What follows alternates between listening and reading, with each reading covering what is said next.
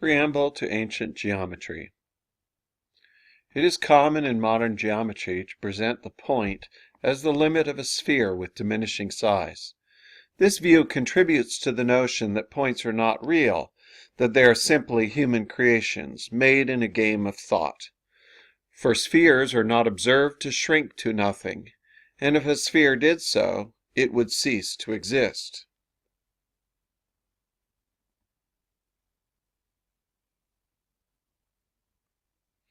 For ancient geometry to be a science, the Greeks realized it had to be grounded in reality. We have seen that the point is something real, for as the divider of real lines, which divide real surfaces, which divide real bodies, it is a principle of real magnitude with real position, though without any parts. Although it is incredible to think that something exists which has no parts whatsoever, we know that points exist, and we know the essence of a point, because whenever a job gets done, it requires a certain kind of thing to do it.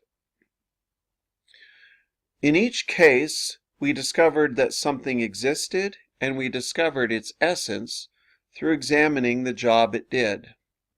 We knew bodies existed because that's obvious, but we saw there was a job that was done, that bodies were divided. And we asked, what is the first divider of bodies? And we saw that whatever accomplished that job could not be a body. That was a job disqualification. But an important and essential job qualification is that the first divider of body surround a body and interpose itself between bodies. We called this, of course, a surface. Likewise, the line had a job to do. What was needed was something to divide surfaces. The first divider of surface, however, would be disqualified if it was a body or a surface. But an essential qualification is that it needed to be extended across the surface to divide one part of the surface from all the rest of the surface. Likewise, we saw that the point had a job that needed to be done. It needed to be the divider, the first divider, of a line. And this job disqualification would be to be a body, a surface, or a line. So a point could be none of those. It could not have bulk, spread, or linear extension. However, in order to fall between the parts of a line, it was essential that it have position. These observations, then, can be made into definitions of the essence of each of these magnitudes. A body is a magnitude, we know, because it has parts in continuity with each other, and it is with bulk because it fills up its space. A surface also must be a magnitude because it must spread continuously over and between the bodies it divides. But it must be without bodily bulk because it immediately divides the bodies, and so it cannot be a body. A line is also a magnitude because it must extend continuously around and between the surfaces it divides, but it cannot have superficial spread because it immediately divides surfaces. Finally, point must have position because it must fall between the parts of the line it divides. However, it is impossible that a point have bulk or spread or any linear extension. In fact, it can have no parts because it must be able to immediately divide the parts of a line. What is it then that is populating the screen? Most beginning students of geometry would say that we are populating the screen here with points. This, however, would be a mistake, for although we use such diagrams to represent points, they are not points. One cannot draw a point because a point has no parts. So in order to show where a point is, geometers will draw a dot around it. The point is not a dot, nor is the dot a point, but the dot is a sign of the point that it is around.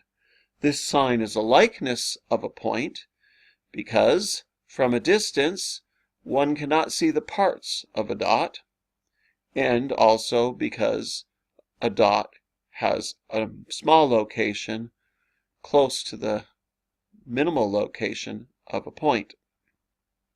Even though we may draw or imagine a dot when doing geometry, it is important that we be thinking of points. What are these yellow things that are extending between the points? Most beginning students of geometry would say that these are lines. However, this would be a mistake. One cannot draw a line because a line has no thickness. So in order to show where a line goes, we draw a thin stripe. The line is not a stripe, nor is the stripe a line, but the stripe is a sign and makes us think of the line that runs along it.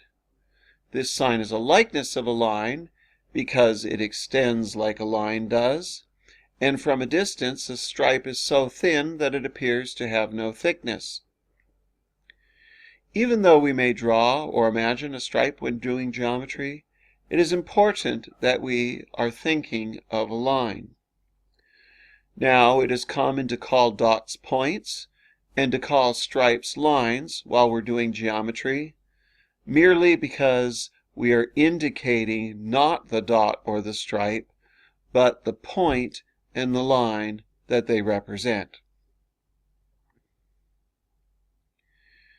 We have here three surfaces that are separated by invisible lines, and these three invisible lines meet at an invisible point.